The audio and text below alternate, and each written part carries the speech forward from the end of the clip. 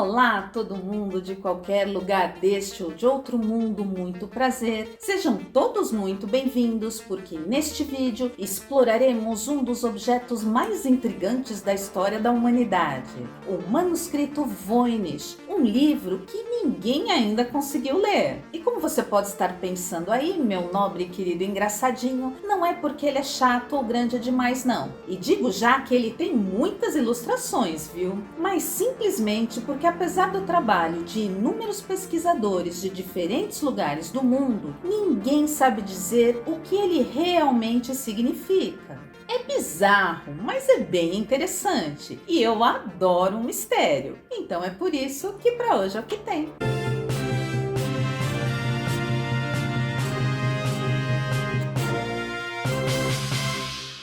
Se tem uma coisa que eu adoro, é um bom mistério. Eu gosto. E se ele vier acompanhado de possíveis enigmas e muitas teorias, melhor ainda. Eu gosto. E entre tantos mistérios da humanidade, um dos que eu acho mais intrigantes é o do chamado manuscrito Voynich. Quem? Voynich. É Voynich, né? É assim que se fala. Nunca nem vi. Estudiosos de diferentes nacionalidades e especializações, como historiadores, linguistas, criptologistas e simbologistas, já tentaram decifrar o manuscrito Voynich, mas sem sucesso. E este é mais um objeto histórico lendário que permanece sem respostas. Parece até coisa de filme do Indiana Jones, sabe? Com aquelas peças arqueológicas incríveis, misturado com pitadas dos livros de Dan Brown, cheios de teorias mirabolantes. Ou não significa que seja verdade. Não. Teorias que envolvem desde ciência, religião, magia até alienígenas. E como ninguém tem respostas, há quem especule de tudo. E tudo mesmo. Não existe nenhuma prova concreta. Sabe muito bem que... Teorias, existem teorias. Se você nunca ouviu falar no manuscrito Voynich, não se preocupe. Pouco se fala sobre ele mesmo, apesar de ser tão interessante. É por isso que eu vou te contar aqui tudo o que já se sabe sobre ele e quais as principais teorias para explicá-lo. Me conta, me conta, me conta, me conta, me conta! Mas antes, já deixa aqui neste vídeo aquele seu like cheio de significado e compartilhe com aqueles seus amigos que, assim como nós, também adora confabular sobre todo e qualquer mistério. Adoro. E se inscreve no canal para que ele possa crescer e mais pessoas entrem nesta conversa. O manuscrito Voynich nada mais é do que um livro muito antigo, escrito e ilustrado à mão. Segundo a Universidade do Arizona, esse manuscrito teria sido produzido no início do século XV, ainda na era medieval. Como qualquer material orgânico, pode ser datado pelo método de radiocarbono. 95% certeza que podemos afirmar que a idade do manuscrito vai de 1404 a 1438 d.C. Apesar de possivelmente já ter mais de 600 anos, ele só foi descoberto em 1912, portanto há 111 anos, por um comerciante de livros estadunidense de origem polonesa chamado Wilfred Michael Voynich. E foi então em sua homenagem que o livro passou a ser chamado de manuscrito Voynich, porque afinal ele é a única referência comprovada do livro. Voynich comprou o livro no colégio jesuíta de Villa Mondragone, em Frascati, na Itália. Os jesuítas estavam precisando de dinheiro para restaurar a vila, então venderam a ele 30 livros de sua biblioteca, que contava com volumes muito antigos e raros. Muitos deles haviam sido escondidos lá para que não fossem destruídos ou perdidos em batalhas por disputa de território ao longo dos anos. Então imagina só quantos tesouros históricos não havia ali. Dentro do misterioso livro, encontrou uma carta assinada por Johannes Marcus Marci, reitor da Universidade de Praga, que viveu entre 1595 e 1667. Na carta, endereçada ao polígrafo Athanasius Kircher, Marci pedia que o amigo tentasse decifrar o manuscrito, que de cara lhe pareceu bem interessante e inusitado. Nesta carta, Marci contava ainda ter herdado o livro de um amigo, conhecido alquimista da época chamado George Barrett. Ele dizia dizia que seu dono anterior teria sido o imperador Rodolfo II do Sacro Império Romano, e Rodolfo teria pago muito caro por ele por acreditar ter sido escrito por Roger Bacon, um franciscano inglês que viveu entre 1214 e 1294 e dedicou toda a sua vida aos estudos da física, da botânica, da geografia e da filosofia. Seu desejo por novas descobertas com frequência o colocava em conflito com a igreja. Acreditando ter encontrado uma peça histórica rara e de valor incalculável, Voynich levou o manuscrito para a Inglaterra, onde tentou vendê-lo para vários colecionadores e instituições acadêmicas. Mas olha como são as coisas, ninguém quis pagar por ele. Voynich comprou o manuscrito e tentou decifrá-lo pelo resto de sua vida, sem chegar nem perto da resposta. E acabou doando o livro para a Biblioteca Beinecke de Livros Raros e Manuscritos da Universidade de Yale, em Connecticut, nos Estados Unidos, onde ele permanece até hoje. O manuscrito Voynich é um livro relativamente pequeno em comparação a outros de sua época. Ele tem somente 22 centímetros de altura, 16 de largura e apenas 4 centímetros de espessura. Produzido em pergaminho de vitelo, conta com 122 folhas divididas em 204 páginas. Alguns estudiosos até acreditam que originalmente ele teria 272 páginas e, portanto, alguns trechos teriam sido perdidos ao longo do tempo,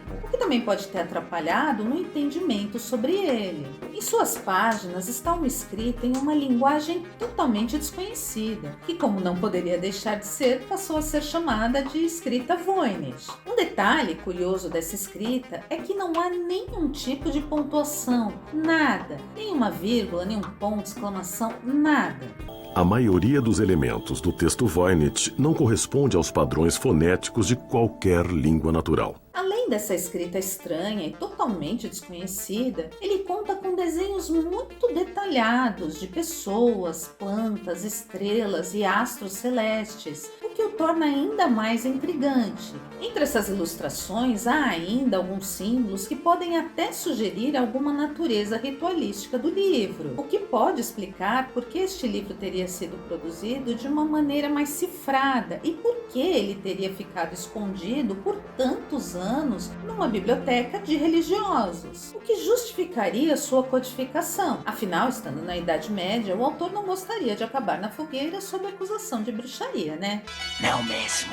Mas tudo isso é especulação. Ninguém tem prova de nada. São suposições dos historiadores. É possível. Robert, vamos jogar limpo. É possível. Após tantos anos de estudos, os pesquisadores chegaram a algumas conclusões sobre o manuscrito Voynich. Os desenhos ajudam a dividir o livro em seções separadas. Na seção de botânica, eles notaram haver 113 desenhos de plantas, sendo todas elas desconhecidas, ou pelo menos ainda não catalogadas. Os detalhes estão fora da proporção ou lembram vagamente as partes da anatomia humana ou de símbolos abstratos. Na seção de astronomia, há 15 diagramas fazendo referências a estrelas. E nesta parte do livro, há também alguns símbolos que remetem a signos do zodíaco.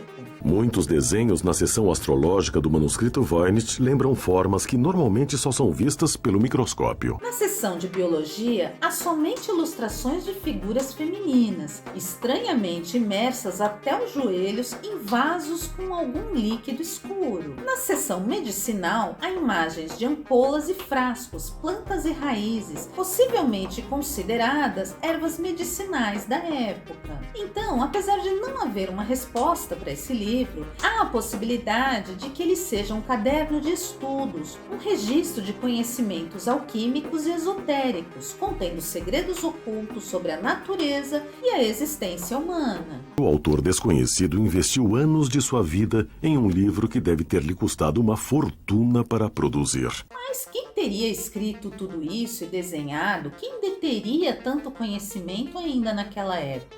Eis a questão. Alguma teoria? Alguns estudiosos apostam que o livro poderia ter sido criado por algum grupo ou sociedade secreta. Quem sabe até algum alquimista que temesse ser perseguido por seus estudos. O fato é que, por ter sido escrito na Idade Média, uma época de perseguição aos cientistas, aos pesquisadores de um modo geral, ou qualquer pessoa que detivesse um conhecimento passado pela cultura popular, era demonizado, criminalizado e as pessoas poderiam acabar simplesmente na fogueira. Então toda e qualquer tentativa de busca pelo conhecimento era feita nas sombras, e muito desse material ou se perdeu ou foi mantido em completo segredo. Os grupos que estavam envolvidos na prática da cura facilmente entravam em confusões com a igreja e com as autoridades. Outra teoria considerada pelos estudiosos é que o livro é escrito em uma linguagem codificada, o que o tornaria simplesmente indecifrável sem uma chave para decodificação, e somente o autor poderia deter esta chave. Então, provavelmente, sua tradução morreu com o autor do livro.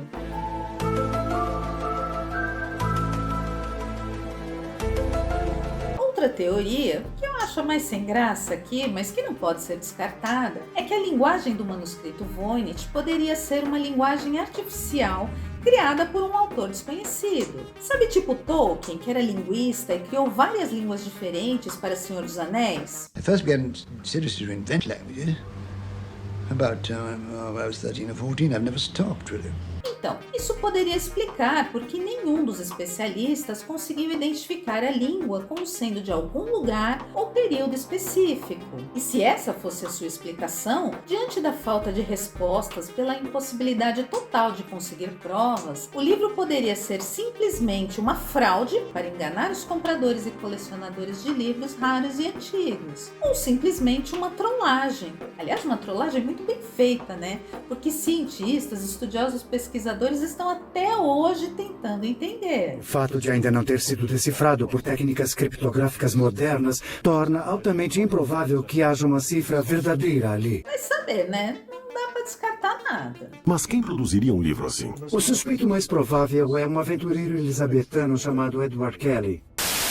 Ele era o escrivão de sua cidade natal, mas foi demitido por falsificar documentos oficiais. O manuscrito Voynich é tão intrigante e interessante que ele não passou batido no mundo da ficção, não, servindo de inspiração para obras que você já deve até ter conhecido. É mesmo? O escritor britânico Colin Wilson se inspirou nele para escrever o conto O Retorno dos Loigor. O autor italiano Valerio Evangelisti colocou o manuscrito no centro da trama de sua trilogia de Nostradamus, lançada em 2001. Já na história de Codex, um romance de terror de Roberto Salvidio, lançado em 2009, o manuscrito Voynich é decifrado. O livro também é protagonista do romance O Manuscrito de Deus, de Michael Cord, publicado em 1997. Nesta ficção, ele seria um mapa com instruções para se encontrar o Jardim do Éden. Olha só que interessante. Só não confunda o manuscrito com o Necronomicon, aquele livro fictício de fórmulas mágicas que aparece frequentemente nas histórias de horror do escritor Lovecraft. Há quem acredite que o autor teria de fato se inspirado no manuscrito para criar o Necronomicon, mas não há nenhuma prova concreta disso. Então, mais uma vez, só teoria. Tá bom. O manuscrito Voynich também é assunto de A História Está Errada, livro de 2007 de Eric von Däniken, autor do best-seller Eram os Deuses Astronautas? Este, aliás, um livro icônico que vale a pena conferir, ainda que hoje ele seja refutado por muitos especialistas. Mas sempre vale pra gente se questionar, né? Eu já li 2 vezes e acho até que valeria um vídeo só pra ele. Quem sabe? Eu quero! E só para completar aqui, o manuscrito Voynich também é citado no livro O Símbolo Perdido, de Dan Brown, autor de O Código da Vinci. Ele mesmo, já falei dele aqui. Adoro os livros de Dan Brown, tanto pelas teorias mirabolantes, quanto pela ênfase que ele dá a fatos históricos e obras de arte. É sensacional. A mente vê o que escolhe ver. O manuscrito Voynich também é citado rapidinho no episódio 21 da 3ª temporada da série Elementary. E nesta obra é abordada a teoria de que o misterioso livro teria uma origem extraterrestre. Claro, não podia faltar aí uma teoria sobre ETs, né? Já que não temos provas de nada, vale tudo. Quando as convenções e a ciência não nos dão as respostas, não devemos nos voltar para o fantástico como coisa plausível? Afinal, tudo é especulação. Eu não sei. E para quem gosta de games, vale lembrar que algumas páginas do manuscrito aparecem em Assassin's Creed 4. Eu falei que ele era interessante e mexia com a criatividade das pessoas, né? Olha aí quanta coisa que o pessoal já criou em cima dele. E seja qual for sua origem e significado, o fato é que o manuscrito Voynich se tornou um item histórico precioso. Seu valor é inestimável. É por isso que hoje ele está sob forte proteção na área de acesso restrito da Biblioteca de Beinecke, na Universidade de Yale, nos Estados Unidos. Por ser muito velho e devido à sua extrema delicadeza e valor histórico, poucas pessoas têm permissão para examiná-lo de perto. Somente estudiosos altamente especializados, pesquisadores e autoridades da biblioteca têm o privilégio de manusear o manuscrito. As raras ocasiões em que é exibido ao público costumam acontecer em exposições especiais, onde medidas de segurança máximas são tomadas para garantir sua integridade. Mas se você quiser saber um pouco mais sobre o manuscrito Voynich, há inúmeros livros que o reproduzem e analisam, em versão física ou digital. Então vale a pena dar uma olhada. Olha que bacana! Talvez a gente nunca tenha uma resposta para o manuscrito Voynich, é bem provável que não. E exatamente por isso que ele mexe tanto com a nossa imaginação. E ele pode até não significar nada, mas pode significar tanta coisa. Por enquanto, só nos resta um mistério. E a gente adora isso. É um conjunto de espelhos que refletem a própria imaginação de cada pesquisador, sem nunca permitir que eles vislumbrem seus segredos internos. E para hoje é o que tem. As respostas estão lá, só precisa saber onde procurar. Seja muito bem-vindo ao nosso canal, puxa uma cadeira e entra na conversa. Comenta aí se você já tinha ouvido falar no manuscrito Voynich e nas teorias sobre ele. E me fala o que você achou dessa história e em qual teoria você acredita. Como é que essa história não mexeu com a sua imaginação? Eu tenho muitas teorias. Me conta aqui que eu quero saber. Agora, aproveita, curte este vídeo porque eu sei que você gostou. Se inscreve no canal, compartilhe. E não se esquece de ativar o sininho aqui embaixo para receber as notificações e a gente poder se encontrar mais vezes por aqui. Meu nome é Ana Bernardinelli, eu tô indo, mas eu volto. Beijo, tchau!